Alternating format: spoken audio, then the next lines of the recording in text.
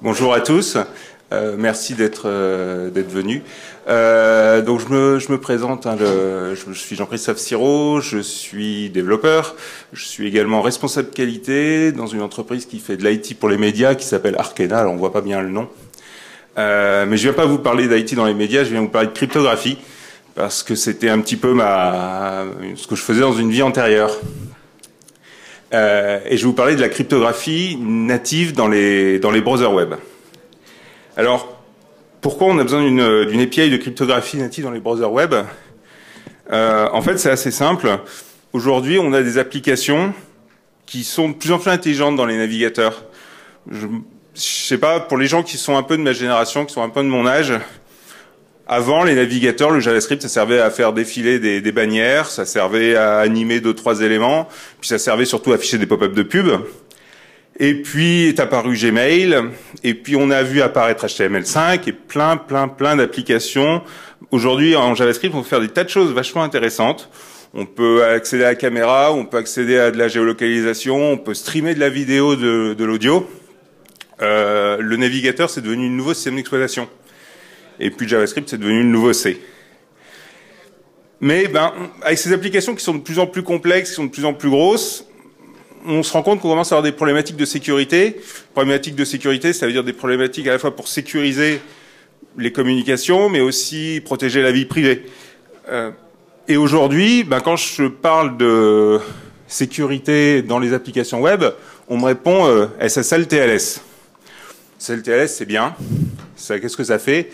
SSL TLS, ça fait 3 choses. Ça va vous garantir l'identité du serveur HTTP à qui vous parlez. Ça va vous garantir la confidentialité et l'intégrité de la connexion. C'est tout. Ce qui se passe avec vos données sur le client, ce qui se passe avec vos données sur le serveur, on ne sait pas trop. C'est pas couvert, c'est pas dans le scope de TLS.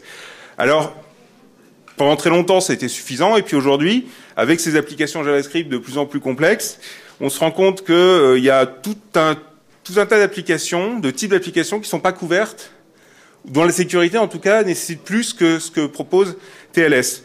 C'est du coffre-fort en ligne, c'est du jeu en ligne, c'est de la signature de documents, c'est de la messagerie sécurisée, des applications médicales.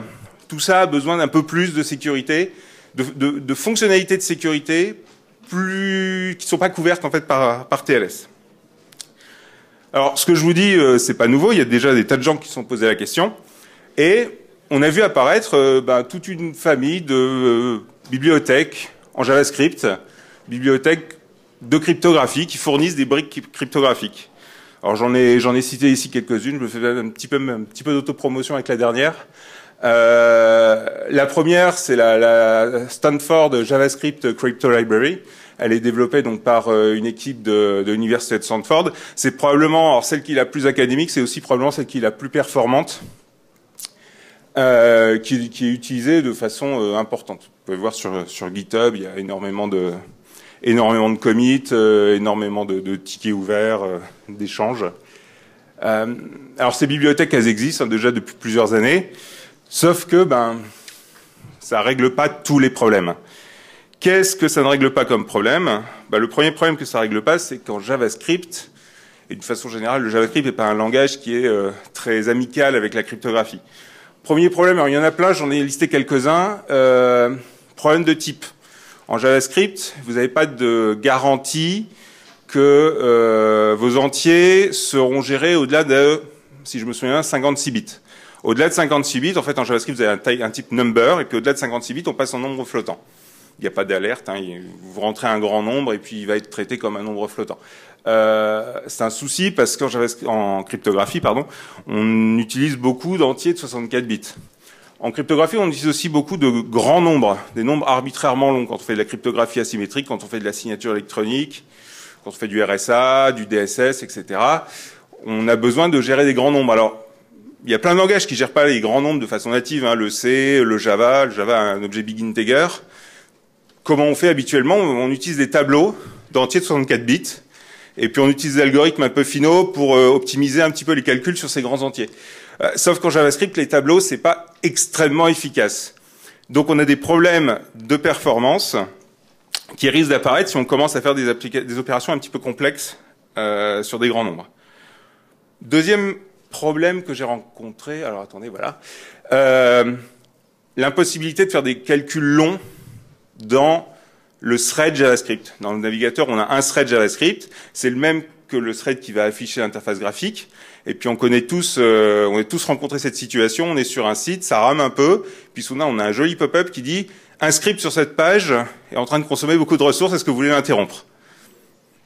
Et dès qu'on fait des opérations un petit peu longues, alors je pense par exemple de la signature, de la validation, du chiffrement de données, quantité de données importantes, sont des calculs qui sont intrinsèquement longs et donc qui risquent de nous poser des problèmes si on les fait directement dans le code JavaScript.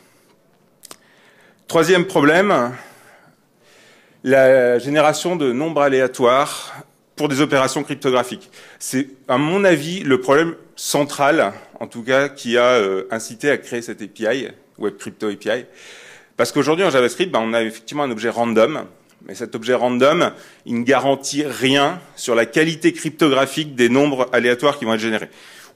Des nombres aléatoires, on utilise partout en cryptographie. On génère des clés, on a besoin de nombres aléatoires. On fait de la signature électronique, on a besoin de nombres aléatoires. Il n'y a pas un protocole cryptographique qui n'utilise pas des nombres aléatoires. Et les nombres aléatoires qui sont générés par l'objet random de JavaScript, on n'a aucune garantie de l'imprédictibilité de ces nombres. C'est quelque chose d'extrêmement critique. La PlayStation 3 s'est faite hacker pour plein de raisons, mais une des causes des problèmes de hack de la PlayStation 3, c'était le fait que les nombres aléatoires générés pour les signatures des binaires n'étaient pas suffisamment aléatoires. Ça a permis de retrouver la clé privée, donc de signer des binaires arbitraires. Le dernier problème, c'est le fait que JavaScript tourne dans une sandbox et qu'il est extrêmement difficile d'en sortir. Je veux intégrer une bibliothèque en C dans un programme en Python, en Java. C'est pas très compliqué et c'est prévu pour. En JavaScript, c'est beaucoup plus compliqué que ça. Alors, quelles solutions aujourd'hui existent?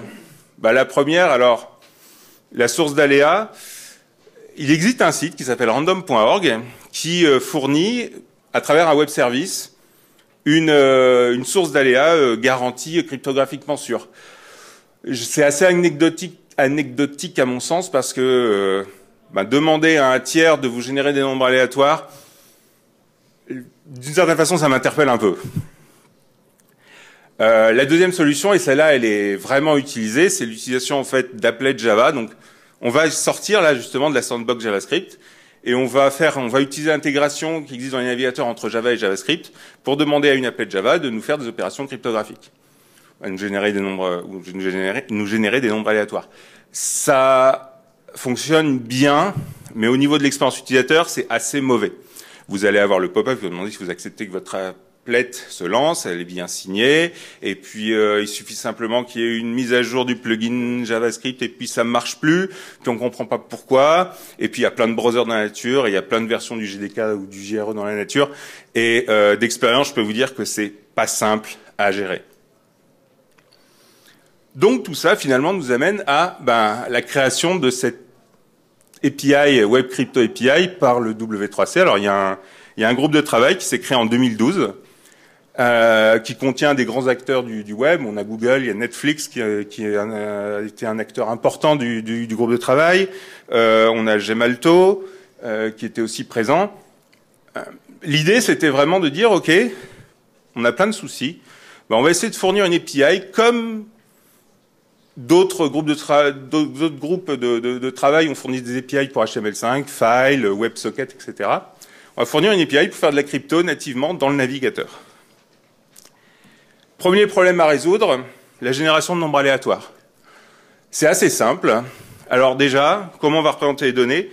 On va utiliser une API qui s'appelle ArrayBuffer et ArrayBufferView, qui est une façon de gérer de façon très efficace des tableaux d'entiers. Ensuite, on va créer un nouvel objet dans le contexte global du navigateur, donc l'objet crypto, auquel on accède en faisant window.crypto. Et puis pour générer un nombre aléatoire, c'est simple, on crée une fonction getRandomValues. Donc cette fonction getRandomValues, vous lui passez un tableau, et puis elle va vous le remplir de nombres aléatoires. Le code, il est extrêmement simple. Et cette fonction getRandomValues, ben, elle se base en fait sur une source aléatoire sûre, considérée sûre du système. Donc sous les Unix, c'est dev-random. Il faut aller fouiller un peu dans le code, mais on finit par trouver. Et sous Windows, ben, c'est le générateur aléatoire de Windows. Alors évidemment, il faut l'utiliser après Windows XP parce que les générateurs aléatoires de Windows avant Windows XP, ils sont peut-être même encore moins bons que le random de JavaScript. Voilà, on a résolu notre problème de nombre aléatoire. Deuxième problème à résoudre, bah, les fonctions cryptographiques, où est-ce qu'on va les mettre? Eh ben, on va créer une interface qui s'appelle crypto.subtle, qui va contenir toutes les primitives cryptographiques qu'on veut pouvoir utiliser, tous les blocs qu'on veut pouvoir utiliser dans nos applications. Donc c'est là qu'on va trouver des fonctions pour générer des clés, c'est là qu'on va trouver des fonctions pour signer, pour hasher, pour chiffrer. Les noms sont relativement explicites. De la même façon, on va utiliser un array buffer pour passer les données. Donc, quand on veut chiffrer, bon, on va passer un array buffer qui contient les données qu'on veut chiffrer. Quand on veut hasher, on va passer un array buffer avec les données qu'on veut hasher, etc. Et pour régler, entre guillemets, le problème du modèle à thread unique, on va utiliser l'API de promesse de JavaScript, ce qui fait qu'on va faire un appel. Alors, je vais vous montrer sur la slide suivante. On fait un appel, on définit l'algorithme qu'on veut utiliser, window.crypto.subtle.digest, on lui passe les données, l'algorithme, et ce que va nous renvoyer la fonction digest, c'est pas le hasher en lui-même, c'est une promesse de ce hasher, donc ensuite on peut appeler les fonctions zen qui permettent de chaîner les appels. Donc zen va prendre en paramètre un callback qui va contenir le résultat haché, et le callback sera appelé une fois que on aura terminé l'opération cryptographique. Pour la gestion des erreurs, on a une fonction catch qui fait la même chose. Alors une petite démo pour vous montrer un petit peu comment ça fonctionne en vrai. Alors, je vais la faire très rapidement et vous me permettrez même, alors il faut que je désactive la recopie vidéo. Il faut que j'active la recopie vidéo, voilà, tout le monde voit bien. Donc j'ai ici, je vous montre une petite application qui permet de faire du chiffrement. Donc je tape mon message, un mot de passe, n'importe lequel, chiffré. Bon, bah là ça marche pas, j'ai pas implémenté la chose. Alors, comme j'arrive un petit peu à court de temps, on commence un petit peu en retard, je vais copier directement. Je me suis fait une petite anti-sèche. Je vais vous copier directement le code et puis je vais vous expliquer très rapidement comment il fonctionne. Vous allez voir, c'est extrêmement simple. Je vous demanderai de me croire sur parole. Là, je vous ai montré que le là, je vous montre que le chiffrement, mais il y a pas plus de 100 lignes de code JavaScript autour de ça. Donc, qu'est-ce que je fais ici? Je définis mon algorithme. Je veux faire du chiffrement. J'utilise un algorithme qui s'appelle AES-GCM. Cet algorithme, il prend en paramètre une valeur aléatoire qui s'appelle un vecteur d'initialisation. Le vecteur d'initialisation, c'est un paramètre de l'algorithme qui permet de compliquer la vie de celui qui veut attaquer. On va s'assurer avec cette valeur aléatoire que quand je chiffre le même message avec la même clé, j'ai des messages chiffrés différents. Et puis ensuite, j'appelle ici la fonction encrypt en lui donnant l'algorithme, la clé, le message. Il va me renvoyer une promesse qui va contenir le message chiffré, et puis je vais lui renvoyer un objet JavaScript qui contient ce message chiffré et le vecteur d'initialisation, cette valeur aléatoire, parce que quand on va faire le déchiffrement, on va en avoir besoin pour initialiser notre algorithme. Alors, est-ce que ça fonctionne? Je vais recharger. Bonjour, Devox France. Voilà. Donc ça, c'est Alors le message chiffré se trouve dans l'objet encrypted. On retrouve l'IV qui est juste au-dessus. Et puis un autre paramètre salt dont je ne parle pas, mais qui sert à gérer en fait la transformation entre le mot de passe et la clé.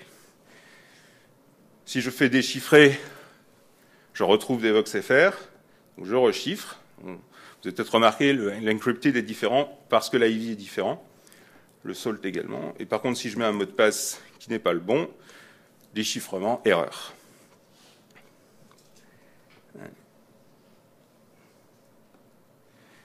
Alors, pour conclure, deux petites choses.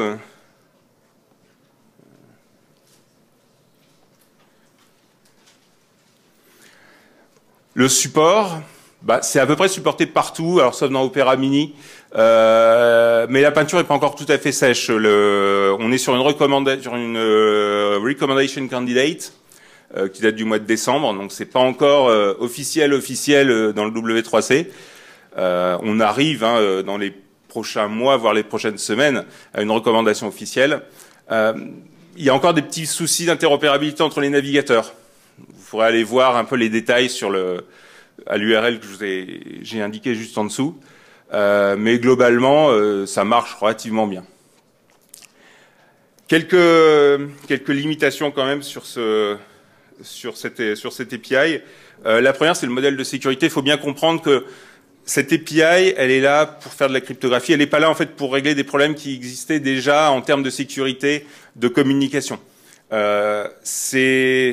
Si jamais Dropbox fournit un système de coffre-fort électronique, il faudra faire confiance à Dropbox. C'est lui qui vous envoie le code qui va faire le chiffrement. Enfin, c'est lui qui vous envoie la plomberie qui permet d'utiliser le code qui est dans votre navigateur. Par contre, ce que ça permet de faire, c'est de se protéger contre des pirates qui récupéreraient de façon frauduleuse vos documents chiffrés chez Dropbox. Deuxième souci aussi, donc je disais, la disponibilité, la compatibilité, tout marche relativement bien, mais la peinture n'est pas encore tout à fait sèche, tous les algorithmes ne sont pas disponibles partout.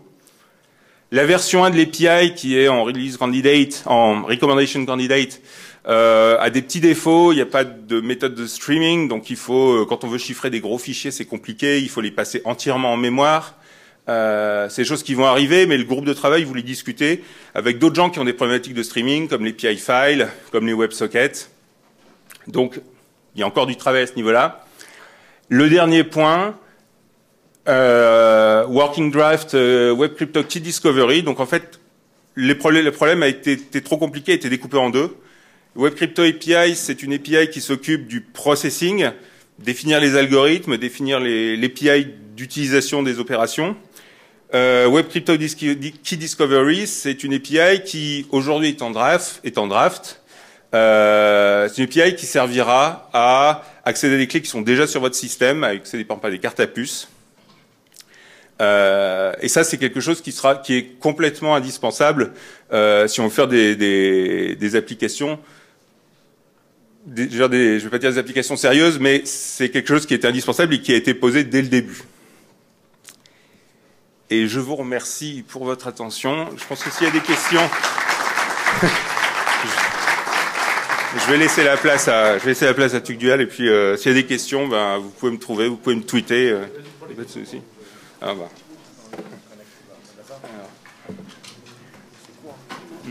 C'est super court. Et puis j'ai commencé en retard.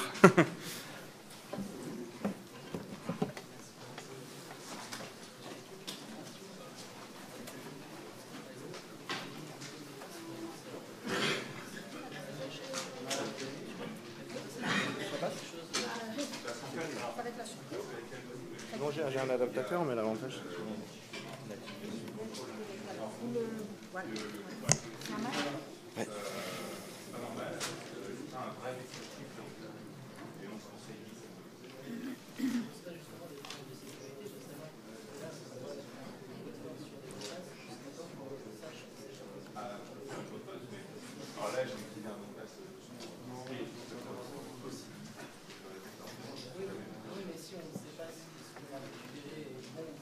Oh là là, qu'est-ce qui se passe? Il est planté, là. Ah, il est complètement planté, le truc. Ah, bon, rectangulaire. Non, laissez-le brancher. Ah, attendez, je veux au moins qu'il bouge. Qu'il peut en redémarrer.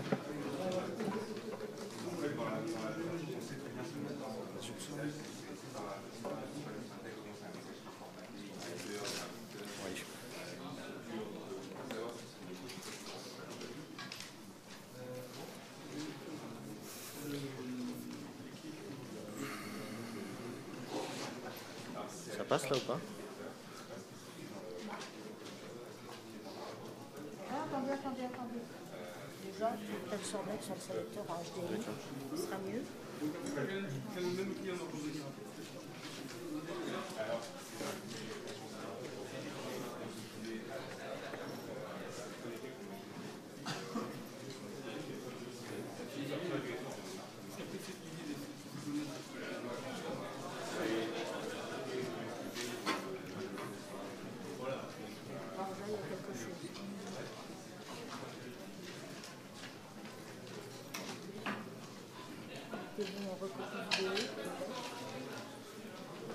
Vous êtes en quoi au niveau des paramètres?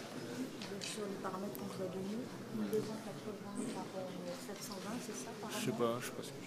Ça a l'air d'être pas mal. Ça a l'air d'être bien.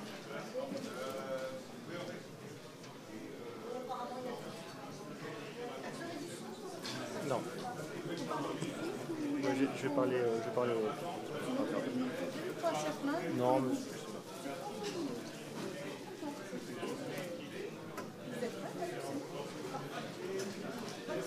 Merci. Ouais.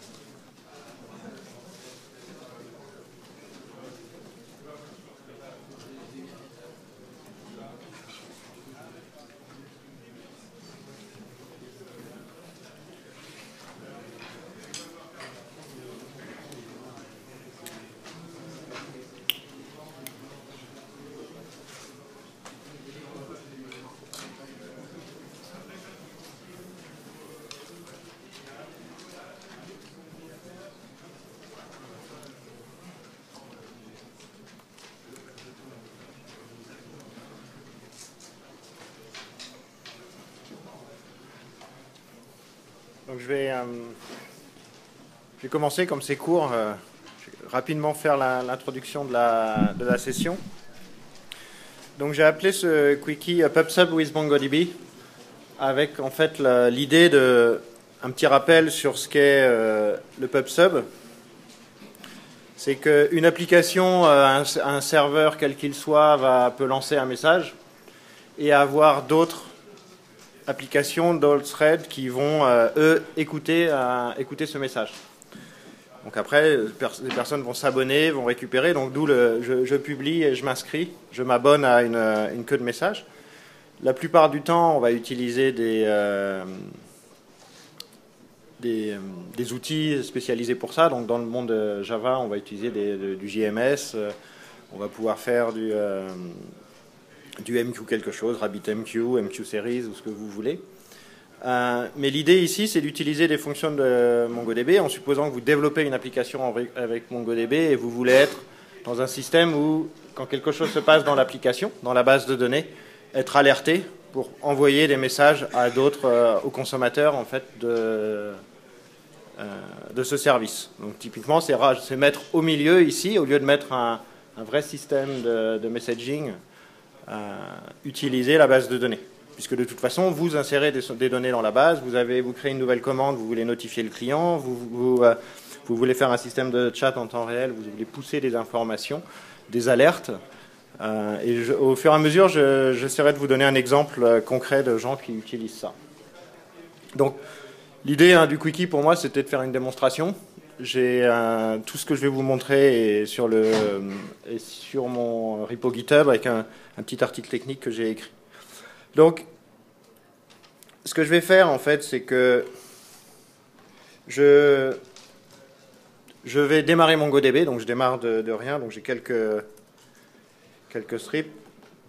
Je démarre Mongo.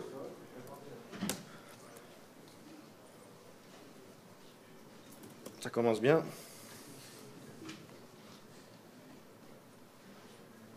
OK. Il faut que je le crée. Si je ne le crée pas, ça ne va pas marcher. Donc, là, c'est juste pour vraiment partir de zéro. J'ai une base de données. Je démarre mon serveur Mongo. Et en fait, ce que je vais utiliser, donc si vous voyez, si vous arrivez à lire, c'est assez gros. Si vous regardez, j'ai rien dans la base là actuellement. Donc j'ai un process MongoDB qui tourne. Et je vais utiliser quelque chose d'un peu particulier dans MongoDB. Je vais utiliser, donc je crée ma base de données. Et la notion, pour ceux qui ne connaissent pas MongoDB, je vais créer une collection. Une collection, c'est l'équivalent d'une table dans le mode relationnel. C'est l'endroit où vous allez stocker vos documents. Mais je vais créer une collection avec un paramètre un peu particulier. Vous voyez, elle est capée. C'est une collection capée qui va contenir 10 000 objets. Ou qui va 10 mégas, pardon. Vous pouvez en fait choisir de faire ça. Et l'idée de cette collection, c'est au fur et à mesure où vous rajoutez des documents, on va le prendre, on va piler dans ce sens-là. J'ajoute. Quand j'ai rempli, je redémarre à zéro. Donc vraiment comme un buffer. C'est-à-dire automatiquement, vous allez avoir la possibilité d'insérer des choses et de faire grossir. Donc je crée juste un document à l'intérieur. Et l'idée, en fait, c'est qu'on peut requêter sur ces collections.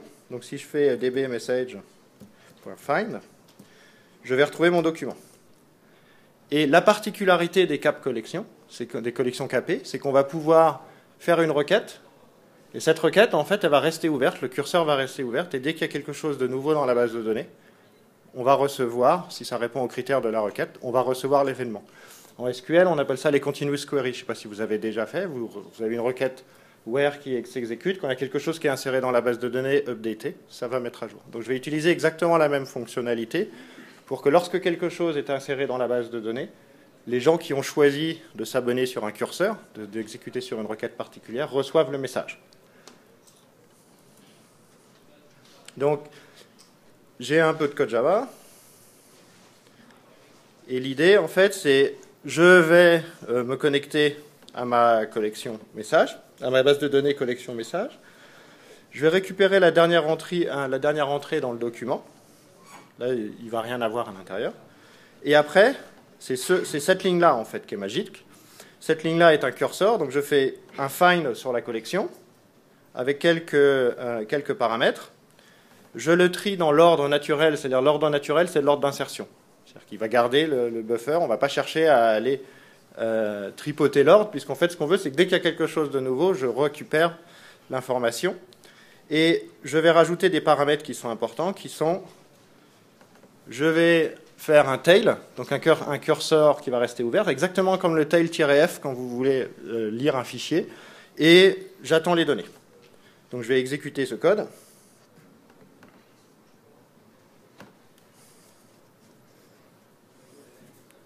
Donc le curseur va attendre les événements.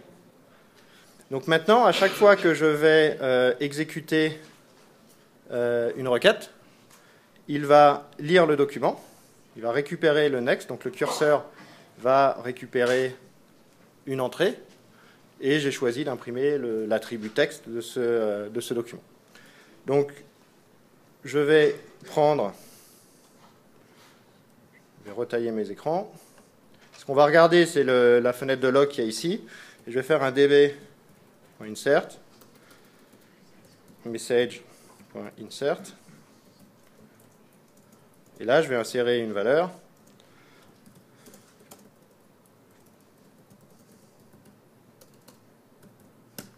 Et vous recevez directement le message ici. Donc là, j'ai vraiment un système où je m'abonne à ce qui se passe dans la base de données. Je n'ai pas mis de critères, j'ai simplement dit je veux prendre le dernier message. Et là, vous pouvez vous abonner à plein de critères. J'ai une autre application qui est écrite cette fois en Scala, qui fait exactement la même chose. C'est je récupère sur la base de données, je prends un tellable cursor await data, je récupère l'information. Je ne sais pas si Mathieu est là. Mathieu Ancelin est la personne qui en discutait sur Twitter. Il m'a envoyé le code et c'est pas moi qui l'ai écrit. Mais je peux dire oui, j'ai fait plein de Scala dans ma vie. Et donc là, on voit, là, par défaut, il va relire toute la collection. Je peux mettre un paramètre, comme j'ai mis en Java, en disant, à partir du dernier entrée, tu récupères l'information. La clause where ou le filtre que vous voulez mettre sur la requête, vous avez autant de liberté que vous voulez. C'est-à-dire que là, si je réinsère un nouveau document,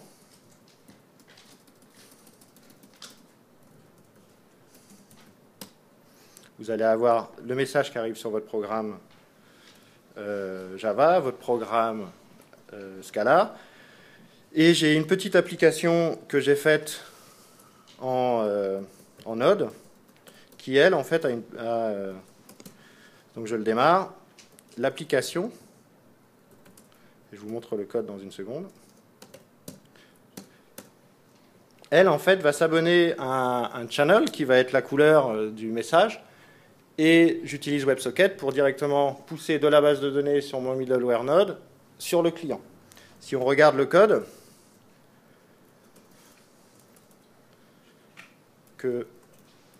en fait, juste avant que je démarre la session, mon Mac a planté.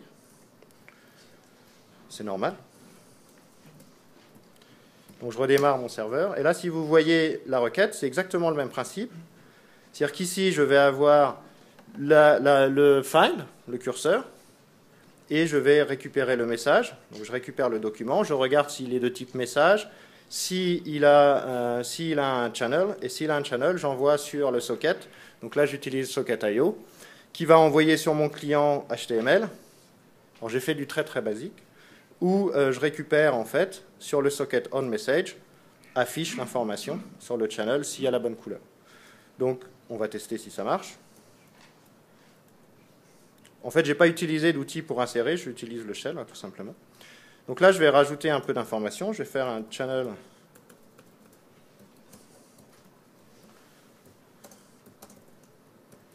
blue type.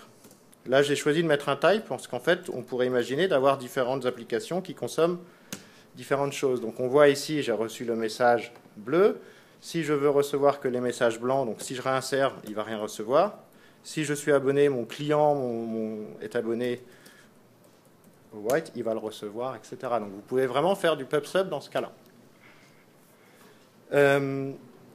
Donc ce que j'ai utilisé ici, il me reste 10 minutes, donc juste pour faire une autre partie de la démonstration, ce que j'ai utilisé, j'ai créé ma propre collection qui est capée, dans laquelle j'insère, et on ne peut que insérer et updater, on ne peut pas pouvoir supprimer dans une collection capée, on garde un buffer. Et il y a un autre truc qui est super intéressant, c'est que les collections capées, en fait, ont été créées pour quelque chose dans MongoDB, qui est la réplication entre les nœuds. Quand vous travaillez avec Mongo, c'est une base qui peut être hautement disponible, en rajoutant plusieurs process, vous allez avoir un nœud primaire qui va copier les informations sur les secondaires.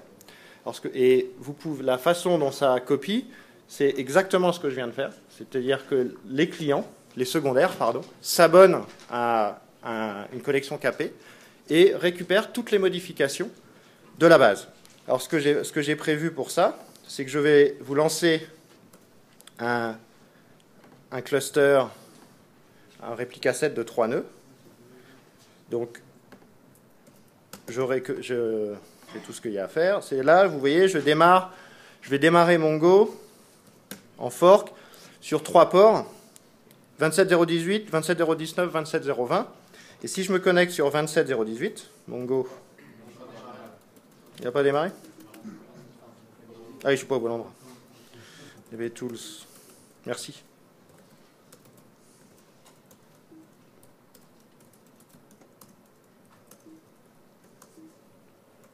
Je vais y arriver. Donc, là, j'ai mes 3 process. Si je me connecte sur le port 27018, c'est juste pour pas avoir... Je suis connecté.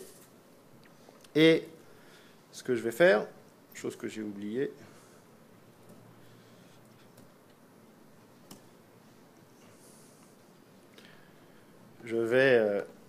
ce n'est pas nécessaire, mais pour le faire proprement, je vais activer la réplication entre les nœuds. C'est juste la config.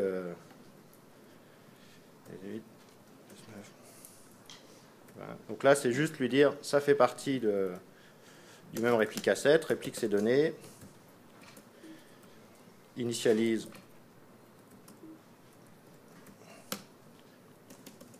Là, il est en train de synchroniser et normalement, celui-là va passer primaire. Donc maintenant, je peux écrire.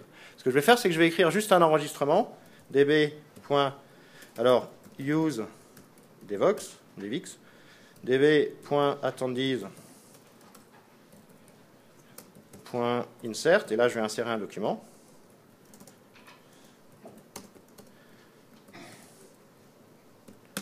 Et j'ai inséré un document. Et ce qui s'est passé, c'est qu'il est stocké dans la base, dans une collection normale qui s'appelle attendees. Mais si je vais dans une base qui est interne à MongoDB, si vous voyez ici, je fais un db hoplog rs find. Vous allez voir un certain nombre d'informations. Et toutes ces informations vont contenir quelque chose d'intéressant qui est j'ai créé la base devix et j'ai inséré un participant à la conférence dans la base. Et c'est ce qui est utilisé pour répliquer dans toutes les bases. C'est une collection capée. Ça veut dire que dans votre code, vous pouvez vous abonner à ça. Et là, ce qu'on peut imaginer comme application, je vais vous montrer le code, c'est je m'abonne sur la base de données 27018, sur le serveur 27018, sur local, je vais écouter ce qui se passe sur l'uplog, et à chaque fois que je vais récupérer un document, je vais faire un case pour savoir est-ce que c'est un insert, est-ce que c'est un update, est-ce que c'est un delete. Et pour vous montrer quelque chose de fabuleux, j'ai réinventé l'export de MongoDB en temps réel. C'est-à-dire que ici, vous allez avoir vous voyez le répertoire, je vais écrire, dès que j'ai une insertion, je vais écrire le document JSON qui est dans la base, dans un fichier. Dès que je supprime le fichier de la base de données, le document de la base de données, je supprime le fichier sur disque. Donc, je démarre ce serveur.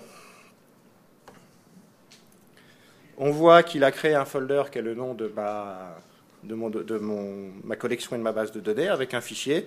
Si on regarde, j'ai juste exporté le document. Donc si je recrée une application, si je recrée un document, alors je peux créer une autre base de données. On va voir use démo en majuscule, db.insert.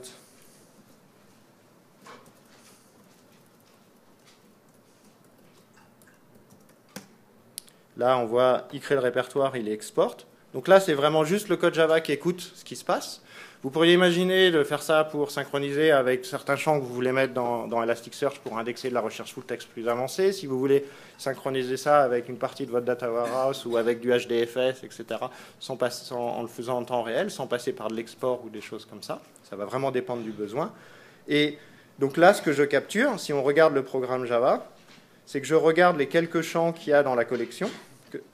Il y a notamment l'opération. Est-ce que c'est un insert? Est-ce que c'est un update? Est-ce que c'est un delete? Et là, ce que j'ai choisi, c'est que si je fais le remove, je vais aller chercher les fichiers. Et la chose qui est particulière, je vais insérer plusieurs documents. Donc, je vais en insérer des documents qui sont très compliqués. La preuve, ils sont trop compliqués, je n'arrive pas à les écrire. Et si je supprime toute la base si je supprime tous les documents, en fait, comme MongoDB, ce qu'il va faire, c'est qu'il va, pour chaque opération, il va garder, j'ai supprimé ce document en gardant l'ID, j'ai supprimé ce document, je vais pouvoir capturer chaque événement et faire une action dessus. C'est-à-dire que si on regarde, vous voyez ici, j'ai inséré, j'ai l'ID du document qui est comme ça, et j'ai mon document qui est là. Si je supprime, je vais supprimer tous les documents dans TUG, remove, et je vais dire tous. Regardez ce qui se passe derrière dans le log. En fait, je récupère à chaque fois l'ID du document, donc si je supprime. Si je reviens en temps réel, entre guillemets, sur ma base, si je réinsère des documents, donc ça se crée automatiquement. Et là, ce que je vais faire, vous regardez le folder, je fais le remove, ça supprime. Et on s'abonne, en fait, vous pouvez vraiment faire n'importe quel type d'application. Et là, je me suis abonné à tous les événements de la base de données. C'est-à-dire que je n'ai pas spécifié un document particulier, etc. C'est vraiment très intéressant pour développer ce genre d'application. Parse, les API de Facebook, Parse et Stripe, le paiement en ligne, utilisent ça en fait pour des notifications et des alertes. C'est-à-dire que comme si vous trouvez une condition, si dans la closeware que vous utilisez, si on prenait par exemple sur l'uplog, si je trouve un document qui est de ce type-là dans telle collection avec telle ou telle valeur, je vais envoyer une alerte en temps réel. Et c'est relativement simple à mettre en place. Il faut juste faire attention, les collections capées ne peuvent pas être shardées, ne peuvent pas être distribuées. Par contre, l'uplog, lui, on peut travailler avec le sharding. Il y a des petites choses à laquelle il faut faire attention. Donc les technologies que j'ai utilisées là, c'est Mongo tout simplement. Les collections capées, un curseur particulier qui est le Tellable Cursor. L'uplog pour l'histoire de la réplication. Et vous n'avez pas besoin d'activer vraiment la réplication. Il suffit de démarrer le nœud en disant qu'il fait partie d'un réplica set. Et il va envoyer le message dans l'uplog. Donc vous pouvez vous abonner. Et j'ai mis, comme je vous le disais, tout ça est sur GitHub.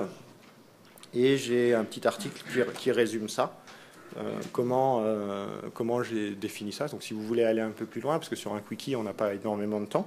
Mais l'avantage, en fait, c'est que j'ai été suffisamment vite pour accepter les questions. Donc je vais poser les questions, et vous posez les questions. Tu as dit que sur les collections capées, on peut faire des inserts et des updates. Qu'est-ce qui se passe quand on fait un update? En fait, si tu fais un update, il va juste changer la valeur, mais il ne le remet pas au-dessus. Ça dépend comment tu veux le faire. Mais généralement, ce n'est pas une bonne idée de faire des updates sur les collections capées. Parce que ça te fait écrire plus de code. Comme tu tries en naturel, c'est...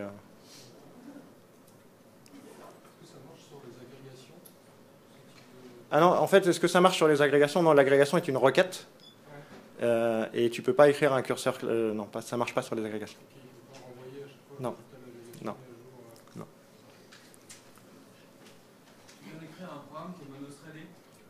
Donc il tourne que sur une machine, donc pas hautement disponible. Ouais. D'accord? Oui. Par une queue, un broker. Ah ben non, tu vas en utiliser plusieurs. Tu peux en utiliser autant que tu veux. C'est-à-dire qu'après, quand vous faites du messaging, quand vous commencez à faire du messaging sur un vrai broker, il faut le répliquer, il faut le stocker, etc. Donc là, c'est un peu la même chose, c'est qu'il faudrait qu'il y ait plusieurs threads, et à la rigueur, quand tu as choisi le message, tu l'insères, tu dis j'ai pris ce message-là, si tu veux vraiment faire un broker.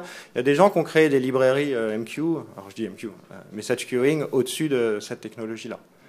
L'idée de la démo de ça, c'est déjà vous donner une idée, de savoir que ça existe. Après, si vous voulez créer un remplaçant à un TIPCO ou un MQ Series, etc., je ne pense pas que ça soit la bonne solution. Par contre, si vous avez envie de développer quelque chose de rapide, où vous avez besoin de notification, des alertes, c'est vraiment, vraiment super pratique, parce que c'est très simple à utiliser. Sur le curseur qui reste ouvert, il est bloqué. Comment est-ce que je fais pour le fermer de l'extérieur? Si je veux pouvoir arrêter la connexion depuis, arrêter d'écouter. Bah moi, la façon, quand je le fais, moi j'envoie un message particulier. Dans mon code, j'ai un truc. Quand tu... Bah après, tu peux tuer le thread, mais. Moi, j'envoie un message. Sinon, c'est ton code qui va dire cursor. Tu peux le fermer toi-même, récupérer l'ID, etc. Mais...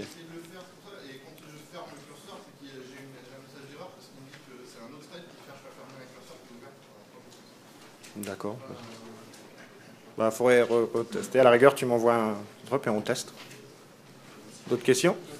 Par rapport au nombre de clients qui sont en surveillance, justement, là-dessus, il y a quoi? En fait, il y a deux choses qui sont importantes. C'est-à-dire que ça garde la connexion ouverte à la base, donc ça, c'est pas trop grave. Mais après, le curseur reste ouvert, ça prend un petit peu de ressources. Donc, ce qu'il faut surveiller, alors, dans ton application, ça, c'est ta responsabilité. Dans MongoDB, c'est le nombre de questions, le nombre de connexions. Et vérifier que ça ne commence pas à monter, parce qu'à chaque fois, dans une base de données, tu as une connexion qui reste ouverte, ça prend un peu de ressources. Le point qui est important, sur lequel je n'ai pas montré, c'est que si je redémarre, là, avec le code que j'ai, en tout cas, sauf le code Java, mais il relie toute la collection. Donc c'est bien gardé à quel endroit je me suis arrêté. Ok, bah merci, et bonne fin de journée.